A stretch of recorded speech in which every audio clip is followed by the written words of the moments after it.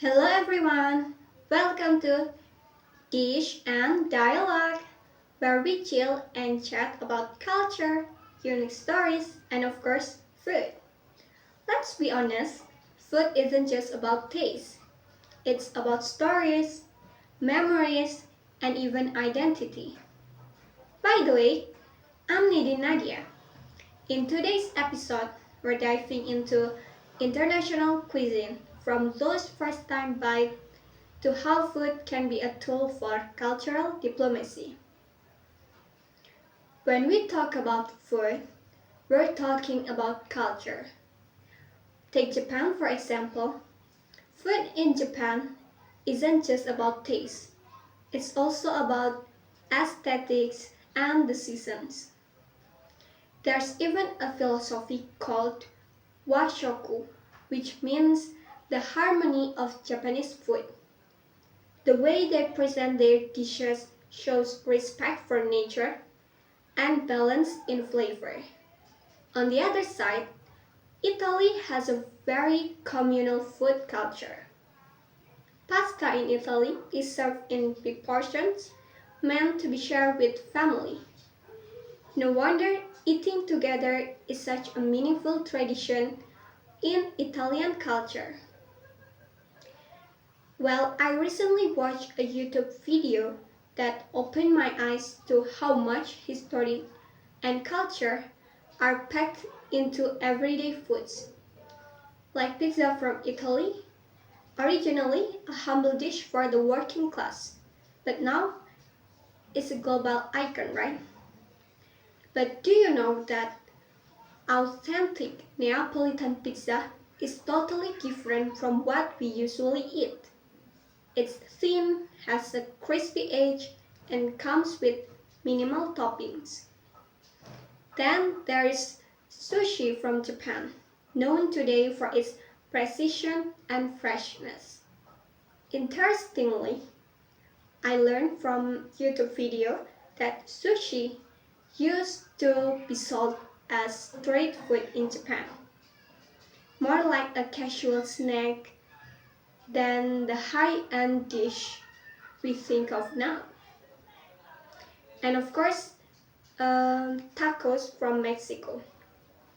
Simple, practical, and incredibly versatile.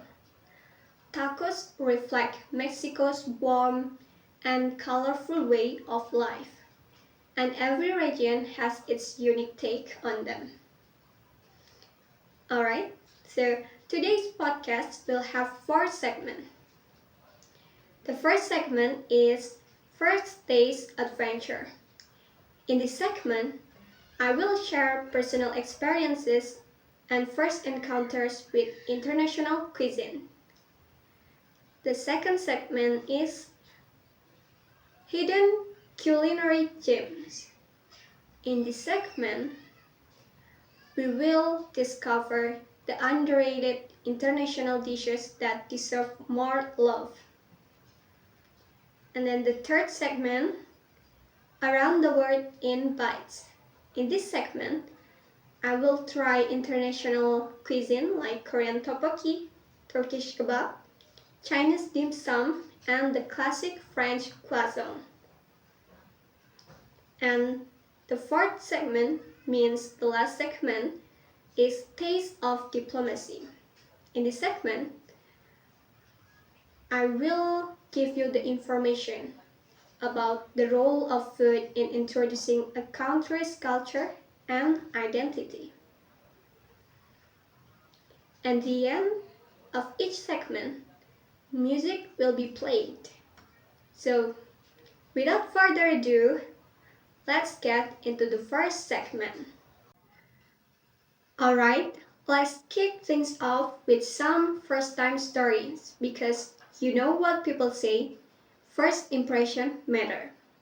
So, let's begin with the first question. What was the first international dish you ever tried and what was your initial reaction? Okay, well, it's a good question by the way.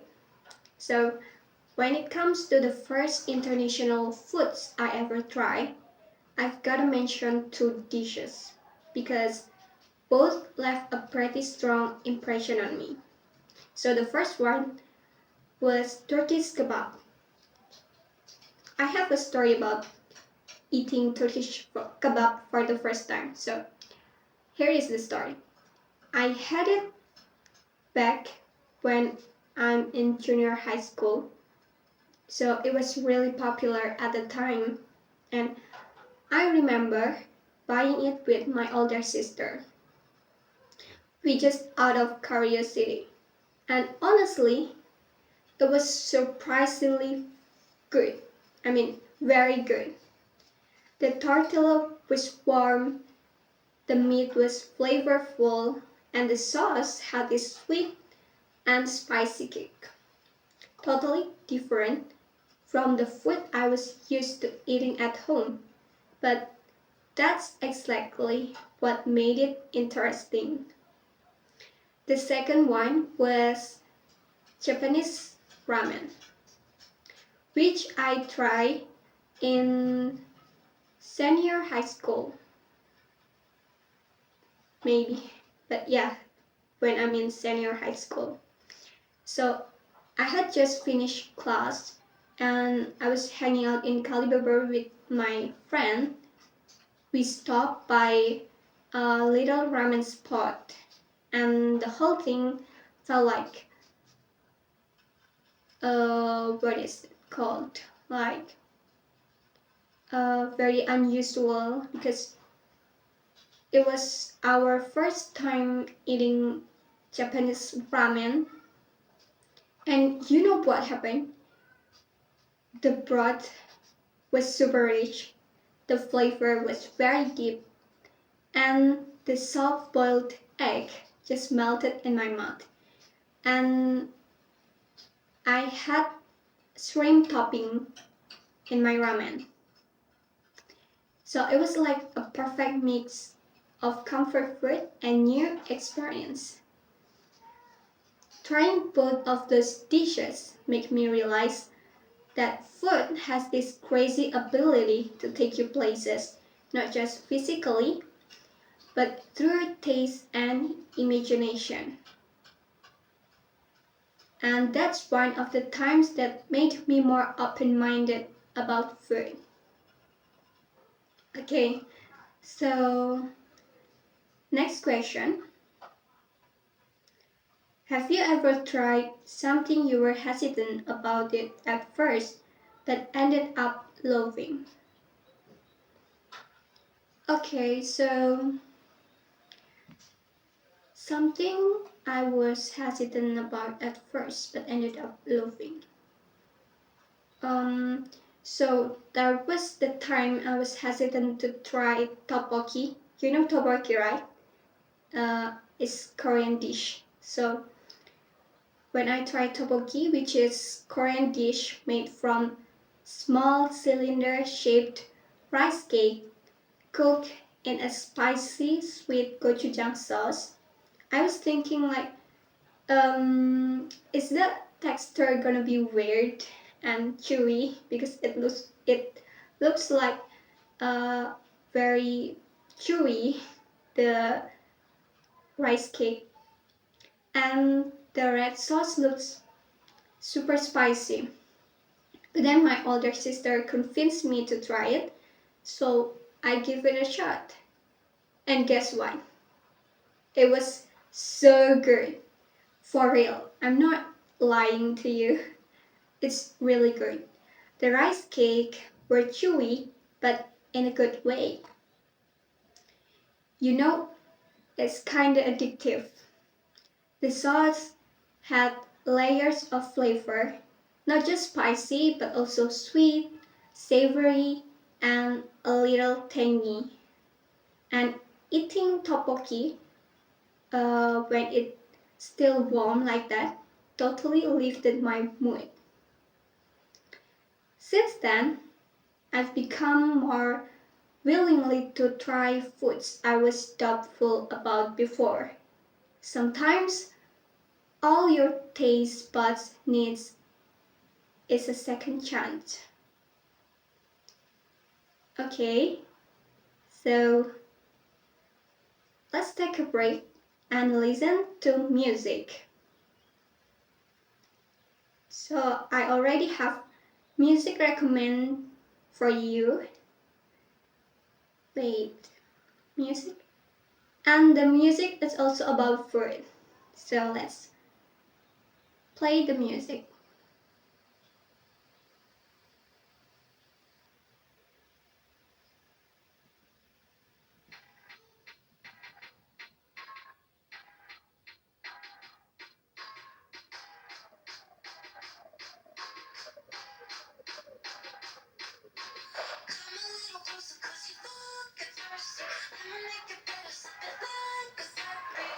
Come play.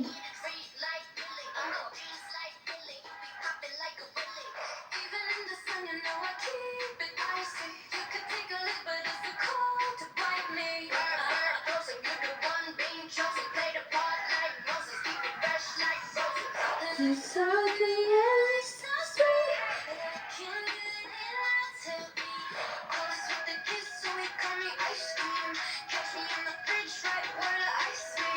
It's so good, yeah, it's so sweet.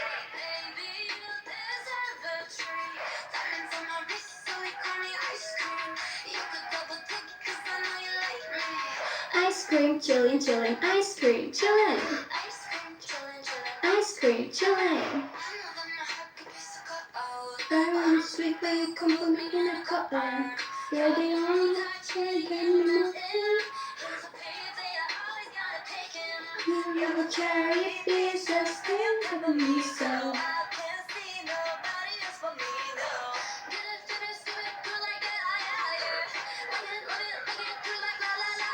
It's so good, yeah, it's so sweet.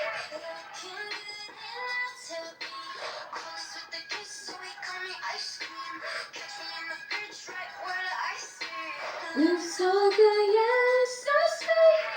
We deserve a treat.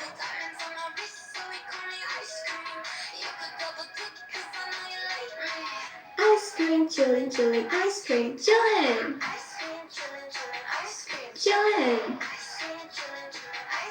Chillin'.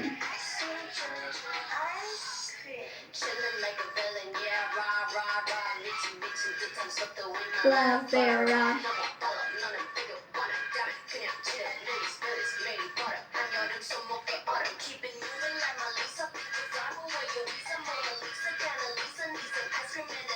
Keep moving like Melissa, pinky flavor, where you pizza. Miss instruments and treat her. Na na na na na na na na. Ice on my wrist, yeah, like you like this.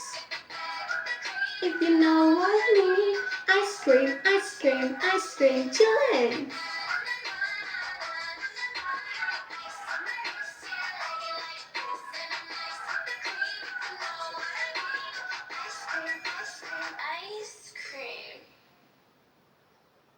Ice. Okay. Ice Cream by Blackpink featuring Selena Gomez. Okay, so let's begin the second segment. Alright, we have talked about personal experience, so it's time to share some culinary treasures that maybe a lot of people doesn't know about it yet. So, okay, let's begin with the first question. In your opinion, what's the most underrated international dish that more people should know about? Underrated international dish. Well, I don't know whether it's underrated or overrated, but from my experience, because one of my friend doesn't know about it yet, so for me, one of the most underrated but really tasty international dishes has got to be wonton soup with Chinese herbal broth. So here's the story. I stumbled upon this totally by chance while walking past a small Indomaret. So there was this tiny street cart selling wonton soup. At first, I didn't have high expectations, but the aroma was very addictive that I decided to give it a try. And it turned out that the dish was very amazing. The broth had this calming herbal scent, like a mix of ginger, garlic, and those traditional Chinese medicinal herbs. But it wasn't heavy or overwhelming at all. The soup was light and comforting. The wontons themselves were soft with juicy meat inside. If you eat this on a cold day or when you feeling a bit under the weather, it honestly feels like a warm hug from inside. So it's definitely a kind of comfort food, and that's healthy too. That's why I think this herbal wonton soup deserve to be on the radar of food lovers who want to explore authentic East Asian flavors that are still easy on the palate. Okay, so next question. What are your thoughts on fusion food trends like sushi burritos, rendang burgers, or ramen carbonara? Do you think they enrich global cuisine or risk diluting cultural authenticity? Well, it's a good question by the way. So, I see fusion food kind of like a double-edged sword.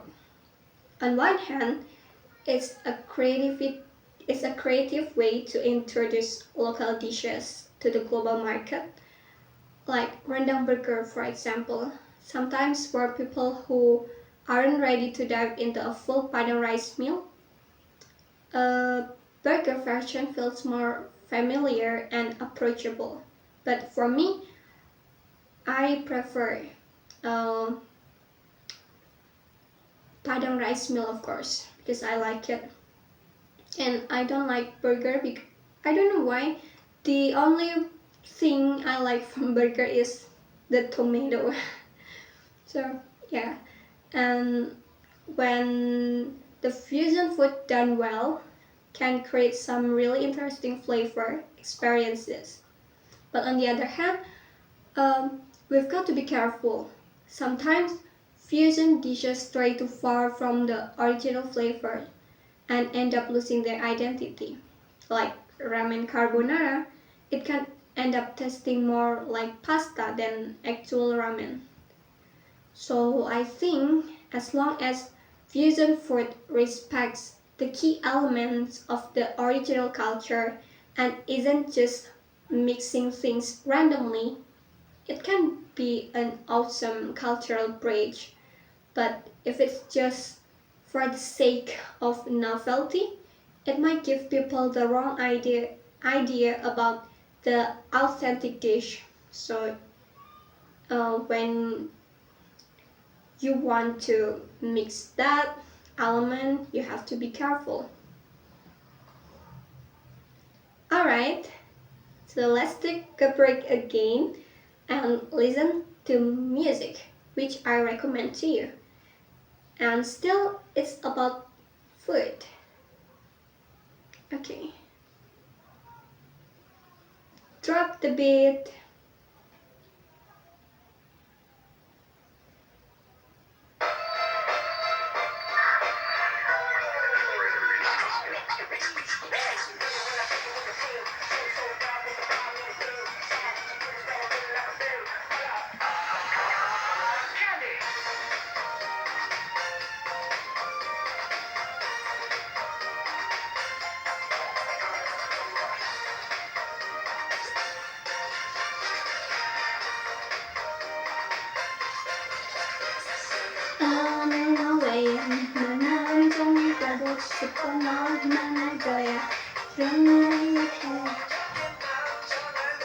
되게 말하지만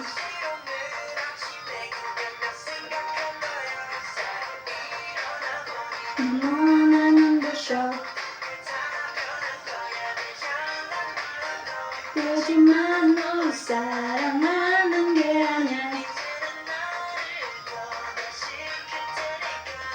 말 머리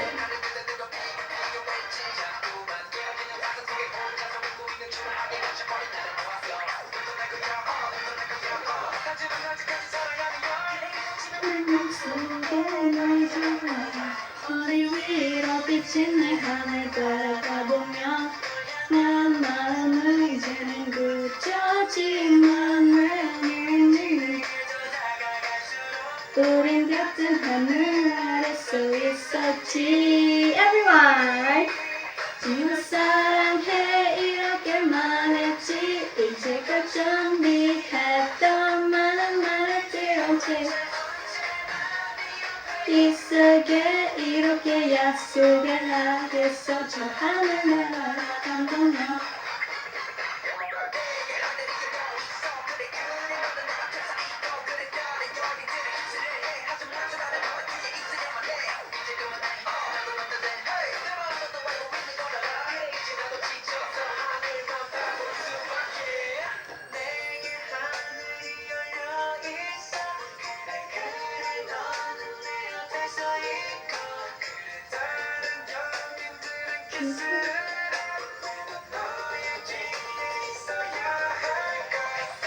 일어나 버린 너무나 눈부셔 널 향한 마음도 하지만 너 사랑하는 게 아냐 머리 위로 비친 내 하늘 바라보며 이제는 굳혀지만 왠지 다를수록 우린 같은 하늘 아래 서 있었지 널 사랑해 이렇게 말했지 이제껏 준비했던 많은 말을 들은 채 네 옆에 있을게 이렇게 약속을 하겠어 바라보며 한 번 더 말했지 이제껏 준비했던 많은 말을 들은 채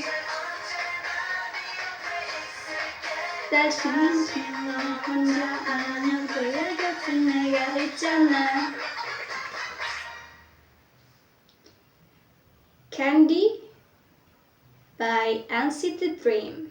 So NCT Dream is Korean boy group from SM company. Okay. Now let's continue into the third segment.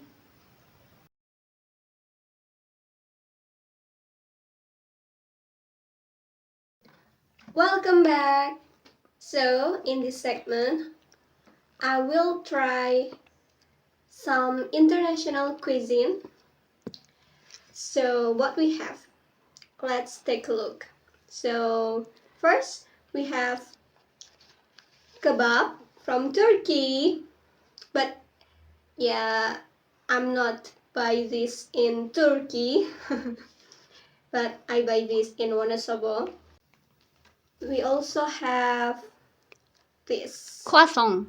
That's croissant. Yeah, that's right. By the way, that's my older sister voice. She helped me to record this video. International cuisine from France, but actually it's originally from Austria. Can you see this? yeah, I know. This tteokbokki, right? Yeah, that's right. It's tteokbokki from South Korea. Last we have, you know this? Of course. It's dim sum from China. Let's try this international cuisine. Do you have any idea what kind of food I should try? Maybe First? I think you can taste croissant. Croissant? Yes. Okay.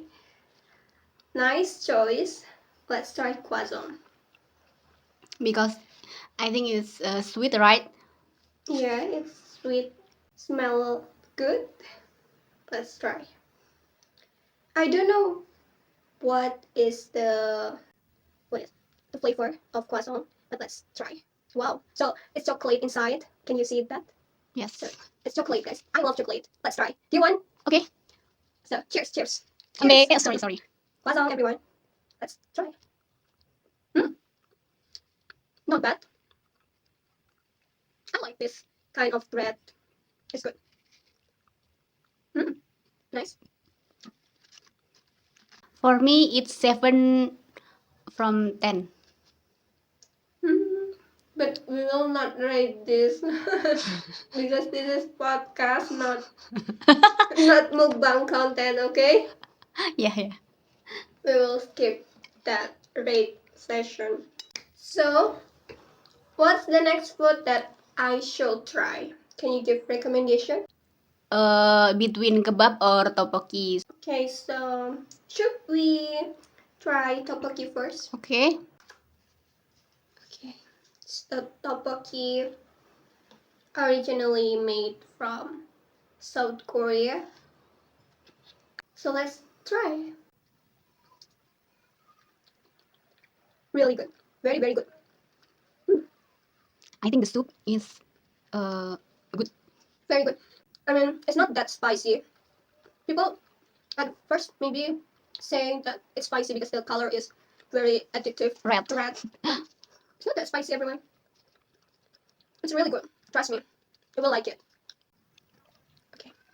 Last bite before we try another dish. Sweet, spicy, a little bit savory. It's very good.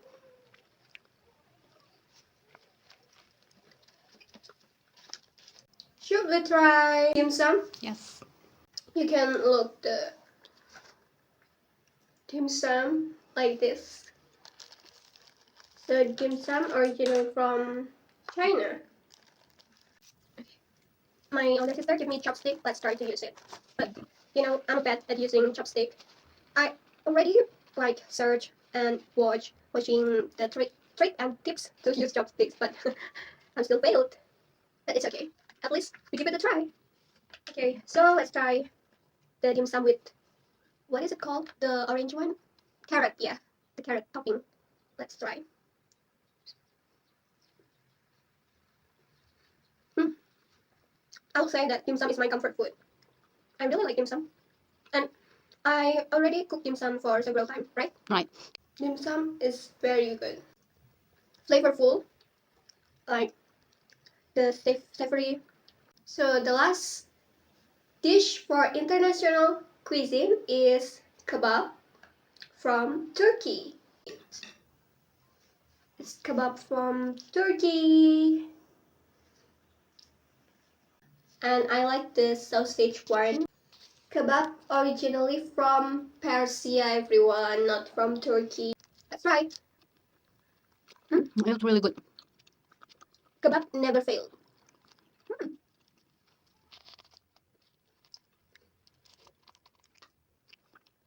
It's very delicious. You can see that it's sausage inside. I choose sausage because I like sausage. But you will have different option when you buy kebab, like meat or sausage, but I prefer sausage. Alright, so that's the third segment in my podcast. We already try international cuisine from some Other country. like South Korea, tteokbokki, then dim sum from China, croissant from France, and kebab from Turkey. Do you have any dish or international cuisine that you like? So let's move to the next segment. It's our fourth segment, which means the last segment of this podcast. We know food isn't just about taste, right? It can also be a powerful way to introduce our culture to the world. Okay, let's begin with the first question.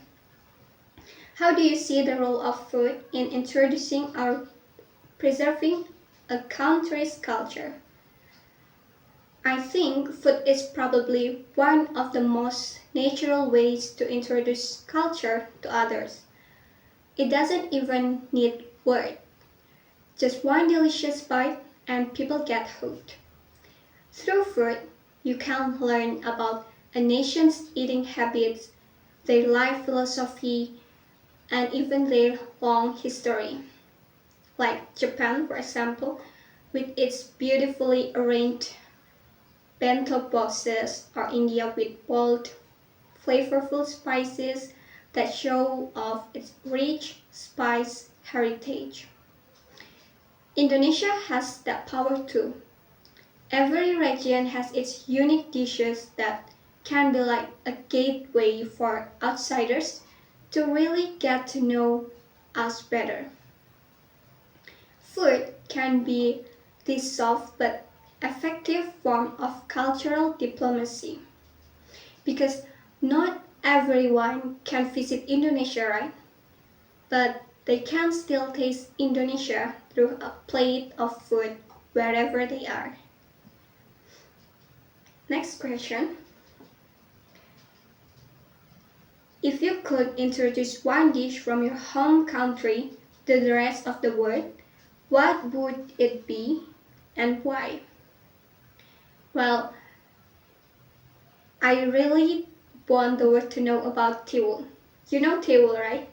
I mean, one of the people must know about tiwul.